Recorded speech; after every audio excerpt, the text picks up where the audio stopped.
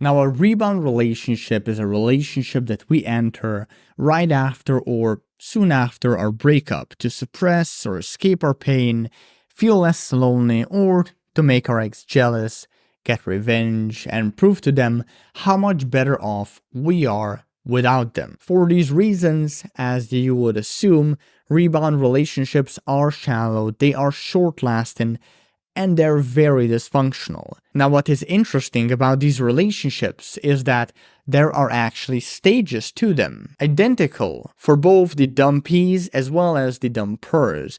And understanding these stages will help you in two very important ways.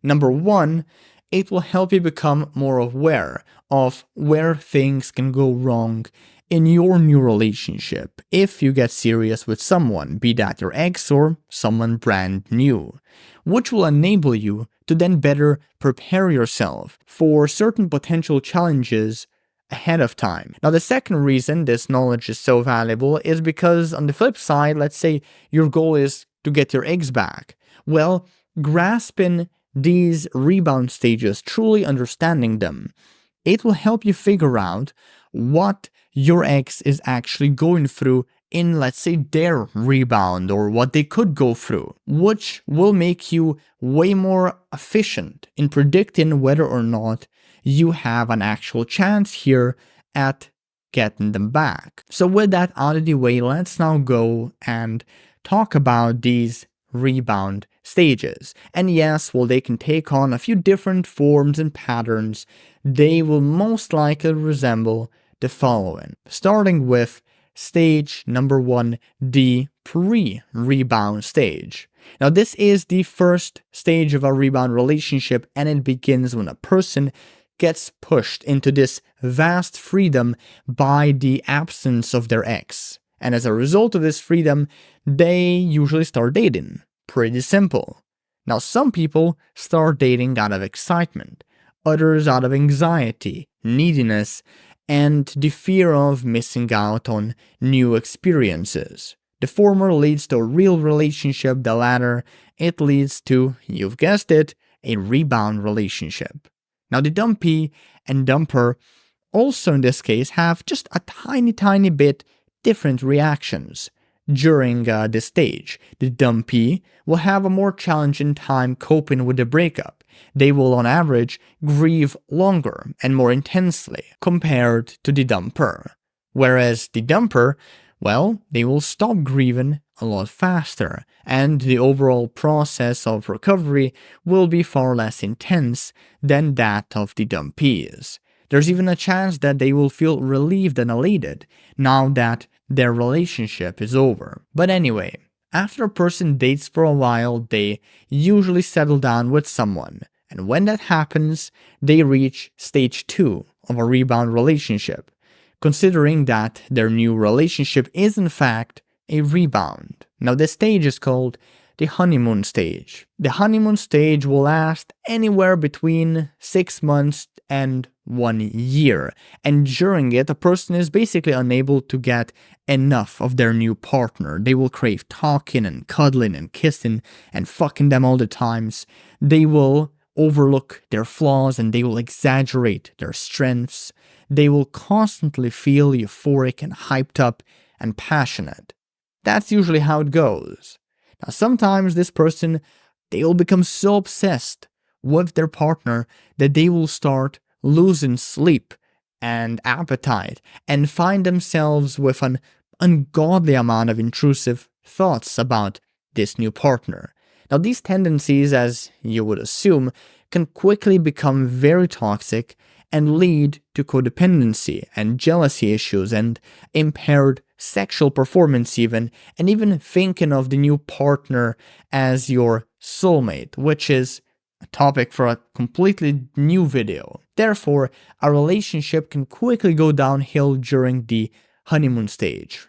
Disagreements and arguments can very quickly bubble up, resentment can very quickly flow in, and a person, well, they suddenly end up in the next stage of a rebound relationship, the reality and conflicts stage. Now, this stage This stage is very pivotal, to put it briefly. During it, a person experiences some much-needed dose of reality.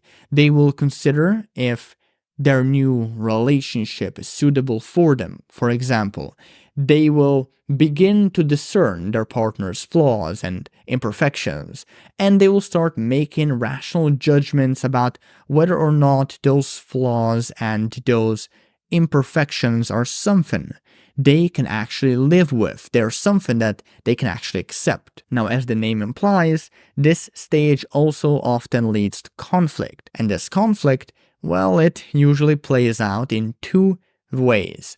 A couple resolves and accepts it, or they amplify the conflict. If they resolve and accept it, they also need to stomach that the same type of conflict will probably keep repeating and will keep needing to be resolved and accepted as long as the relationship, of course, lasts. Such is simply the nature of romantic relationships. We can't do much about that. But if a couple fails to express their concerns and, put up sufficient boundaries, communicate properly, the conflicts amplify, and as a result, the relationship gets to the fourth stage of a rebound relationship, which is the nostalgia and comparison stage. Also, very important stage because it marks the point where a person will start comparing their new partner with their ex. And sure, while there's nothing unhealthy with comparing a new partner to an ex, and while, everyone does it from time to time, it is unhealthy for a person to keep doing it until they begin to reminisce their old relationship and obsessively miss their ex. That's when things get really dark. And if that happens, the intrusive thoughts that keep swirling around a person's mind, they often get confused with this growing resentment toward this person's current partner. And these people then start to think, why can't you be more or less like my ex? And this is undoubtedly a bad sign for a relationship. Another trait of the nostalgia and comparison stage is that, well, the more disagreements and conflict, I guess, a couple has, the more they will contemplate breaking up. And the more a person contemplates breaking up, the more likely it is that they will progress into the last stage of a rebound relationship, the epiphany stage. Now, this stage plays out in two radically different ways. A person either concludes that their relationship is toxic, that they've committed to a partner for all the wrong reasons, and that they've settled, or they conclude that their relationship is healthy and has the potential of becoming something deeper, something real, something that's beyond a rebound. Now, depending on the conclusion, a person either decides to break up or they decide to stay in the relationship and double down on actually building a real relationship from it, so not just a rebound. And at this point, two very interesting things occur.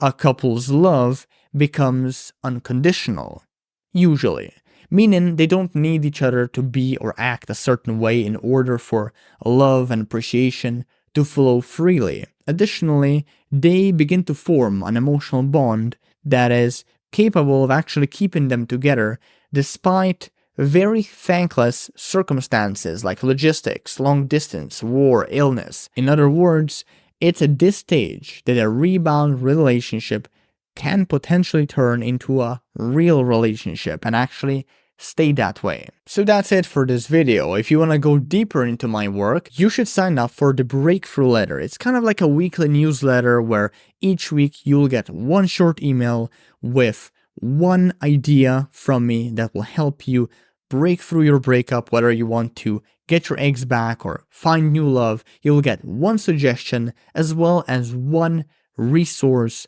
that you can leverage to get closer to your post-breakup goals. The link to the Breakthrough Letter can be found below this video in the description.